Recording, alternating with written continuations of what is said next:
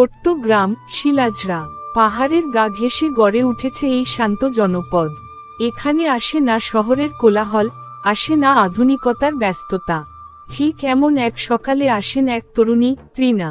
শহরের নামকরা বিশ্ববিদ্যালয় থেকে সদ্য পাশ করা, স্বেচ্ছাসেবী সংস্থার হয়ে এসেছে একটি স্কুল গড়তে।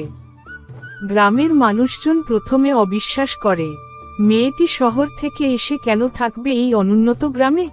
শুধু একজন, নাম তার অভি, গ্রামের স্কুল শিক্ষক, যার চোখে ছিল স্বপ্ন, কিন্তু বাস্তব তাকে অনেকটা ভেঙে দিয়েছে।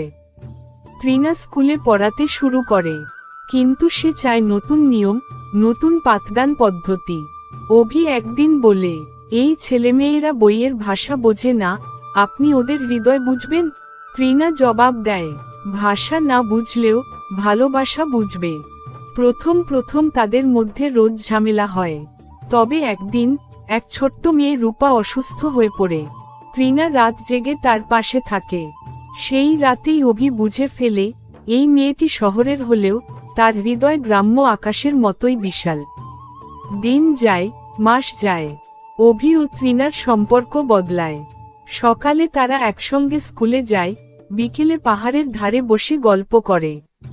তৃণা বলে, আমি চেয়েছিলাম শহরের বাইরে কিছু করতে, কিন্তু এখানে এসে বুঝলাম আমি নিজেকে খুঁজে পেয়েছি। অভি চুপচাপ শোনে।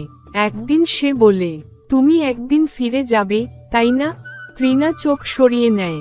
আমার দায়িত্ব এখানে শেষ হলে হয়তো যেতে হবে, কিন্তু আমার মন থাকবে এখানেই। তৃণার শহরে ফেরার দিন ঠিক হয়।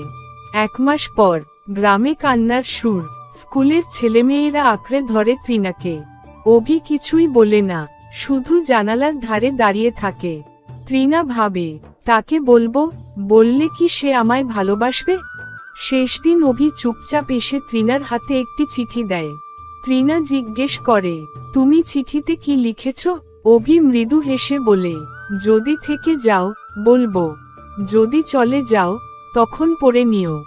ট্রাক এসে দাঁড়ায়। তৃণার চোখে জল।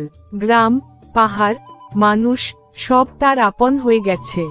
সে ট্রাকে ওঠে। হঠাৎ ট্রাক থামে। তৃণা দেখে সামনের পাহাড় থেকে অভি দৌড়ে আসছে।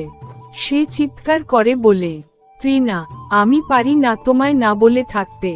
আমি ভালোবাসি তোমায়, থেকো। তৃণার চোখ জলে ভরে যায়। সে চিঠিটা ছিঁড়ে ফেলে। চিঠিতে যেটা ছিল, আমি সেটা শুনে ফেলেছি, আর আমি এখানেই থেকে যাচ্ছি। অভি কাছে এসে তৃণার হাত ধরে।